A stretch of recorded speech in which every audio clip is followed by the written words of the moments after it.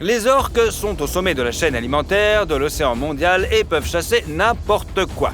Des poissons, des pinnipèdes, des requins et même d'énormes baleines, eh oui. Mais cette fois, elles ont mal choisi leur cible en se jetant sur une famille de baleines grises. S'attaquer aux jeunes de cette espèce aquatique est l'un des moyens préférés des orques pour passer le temps. Un bébé baleine est assez grand pour nourrir un grand groupe d'orques et il n'a pas la fureur, des compétences et la force nécessaires pour se défendre de manière adéquate. Les orques arrachent généralement les bébés baleines à leurs parents, puis les attaquent de toutes parts en les faisant tituber, en mordant leurs nageoires sensibles et en les éprenant et en leur donnant des coups. Le baleineau effrayé, bien qu'il puisse peser plus lourd qu'un orque adulte, perd la capacité de se défendre efficacement. En conséquence, les chasseurs le noient tout simplement. Ils ne lui permettent pas de remonter à la surface, empêchent l'orifice respiratoire d'être hors de l'eau et saisissent la queue et les nageoires pour le faire plonger plus profondément. Cette fois-ci, cependant, les chasseurs n'ont pas réussi à arracher le baleineau à sa mère. La femelle a gardé son sang-froid et ne s'est pas laissée distraire, et elle est alors passée à la meilleure tactique de défense, l'attaque. La masse d'un adulte approche les 27 tonnes, ce qui est quand même énorme. C'est plus que le poids moyen d'un camion de transport. Un coup de queue d'une bête aussi énorme peut immédiatement briser la colonne vertébrale d'une orque de 4 tonnes. Et une femelle baleine grise enragée donne de tels coups avec une générosité surprenante. Les adversaires se déplacent si vite et soulèvent de telles vagues qu'il est difficile de distinguer les détails du combat, malgré l'excellent angle de vue.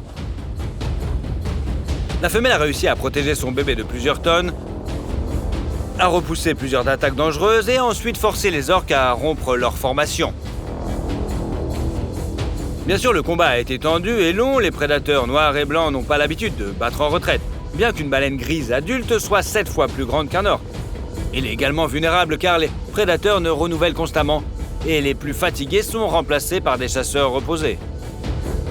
En outre, les orques sont des prédateurs incroyablement intelligents, capables d'analyser efficacement la situation, de comprendre les liens logiques et de planifier des actions complexes en groupe. Et si quelque chose ne se passe pas comme prévu, elles improvisent plutôt bien. Cependant, la femelle baleine grise a réussi à arracher la victoire à un ennemi aussi dangereux. Elle était plus directe, mais elle connaissait ses priorités. Elle n'a pas laissé le baleineau se faire arracher et paniquer. Elle a empêché les orques de l'entraîner. Elle et le bébé dans les profondeurs et elle a pu se protéger. Elle a survécu à ce combat et a sauvé sa progéniture seule contre tout un groupe de prédateurs. Plutôt cool, non? Les léopards aiment chasser les phacochères. Bien que les victimes de l'attaque donnent une réponse féroce, la forte poigne du prédateur tacheté est capable d'écraser la trachée et d'étrangler la victime en quelques minutes. Le léopard agit à la vitesse de l'éclair et met rapidement la victime à terre, d'autant plus que le prédateur a choisi la bonne cible en s'attaquant à l'individu le plus jeune, qui est le plus facile à traiter même lorsqu'il est entouré de ses congénères. Heureusement, lorsque le léopard a attaqué le bébé sanglier, la mère est immédiatement intervenue et a éperonné le prédateur. La bête carnivore ne s'attendait manifestement pas à ce que la femelle se remette aussi vite de sa première frayeur après son arrivée. Mais la courageuse maman a réussi à surmonter sa peur du prédateur et s'est lancée dans une attaque furieuse. Elle a essayé de déchirer sa belle peau tachetée avec d'énormes crocs recourbés dirigés vers l'avant et vers le haut. Elle a échoué, mais la femelle a pu atteindre son objectif principal. Son petit est libre. Sous la force du coup, le léopard a non seulement libéré sa victime de ses crocs, mais il s'est aussi envolé. Il s'attendait manifestement pas à un tel numéro d'acrobatie et s'est effondré tout simplement sur le sol, abasourdi. Le chat dut battre en retraite pour sauver sa vie. Il devrait oublier de poursuivre la chasse ici. Même si le porcelet était légèrement assommé, la mère veillait à ce qu'il puisse se rétablir complètement et reprendre ses esprits. En Afrique, les hippopotames ont la réputation bien méritée d'être des durs à cuire. Toujours prêts à se battre et qui attaquent aussi bien les prédateurs que les herbivores et qui peuvent aussi écraser un rhinocéros et même un éléphant. Tout cela est vrai, mais les hippopotames sont aussi des parents très attentifs et tendres qui protègent toujours leurs petits. La réaction féroce des hippopotames face à tout invité indésirable sur le territoire du plan d'eau qu'ils ont choisi est souvent due au désir de protéger leur progéniture, tout simplement. Regardez comment cette femelle protège soigneusement et tendrement son petit.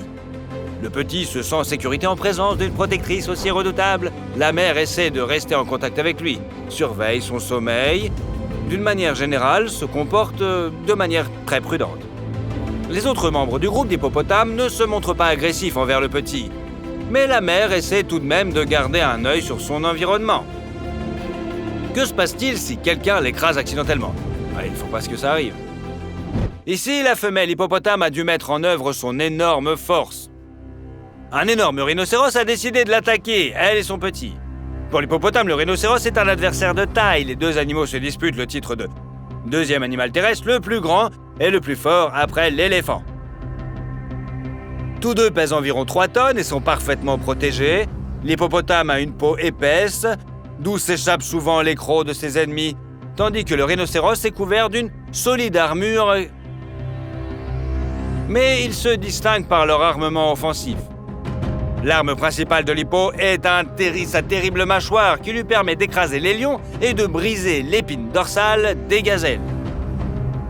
L'arme du rhinocéros est sa corde avec laquelle il inflige de terribles coups de couteau et avec laquelle il peut entailler le ventre ou la gorge d'un ennemi en frappant du bas vers le haut, bien sûr.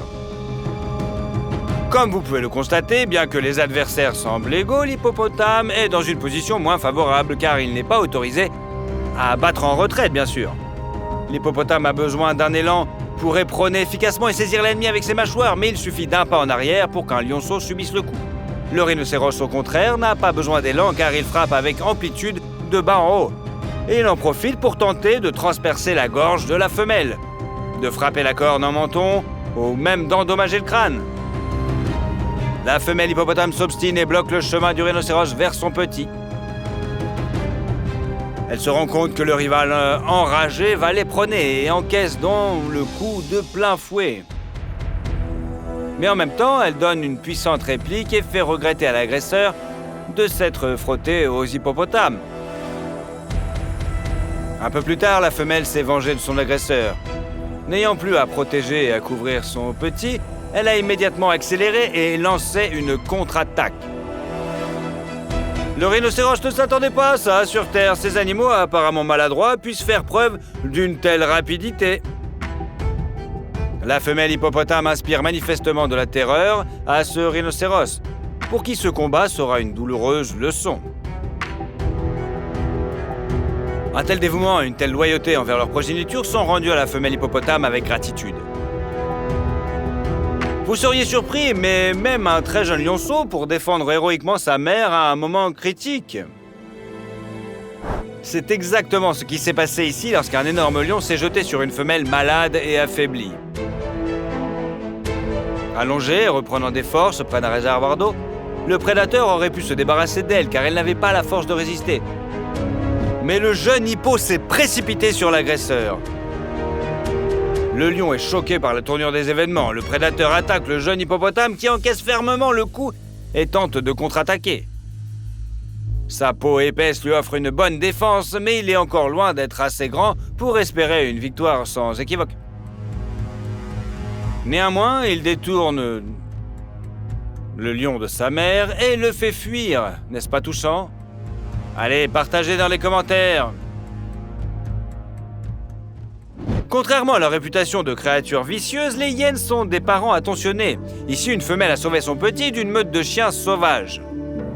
Les hyènes, tachetées, sont des animaux grégaires avec une structure familiale spécifique.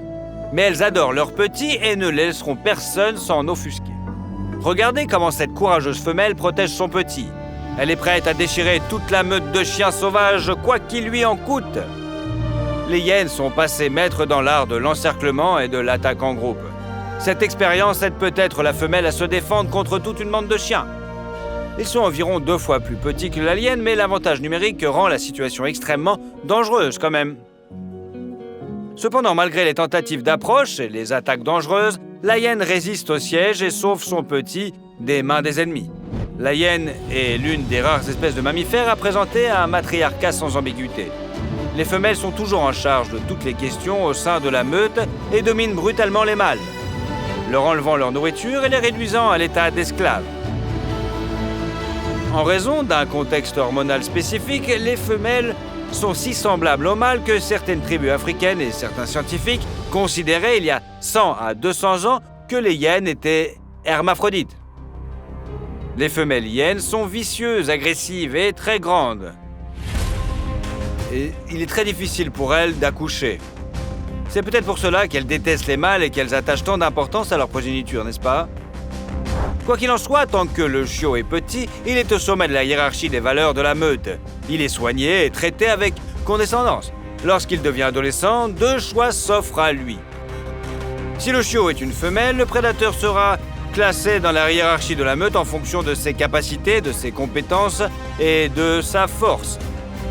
S'il s'agit d'un mâle, il est le bienvenu dans la partie inférieure de la société des hyènes. Quelle que soit la détermination et la force du mâle, il ne sortira jamais de ce bas de l'échelle. Si cette femelle protège son fils, le bébé doit se réjouir d'être encore jeune. Pour le bien de sa progéniture adulte, une hyène vicieuse ne bougerait pas une griffe.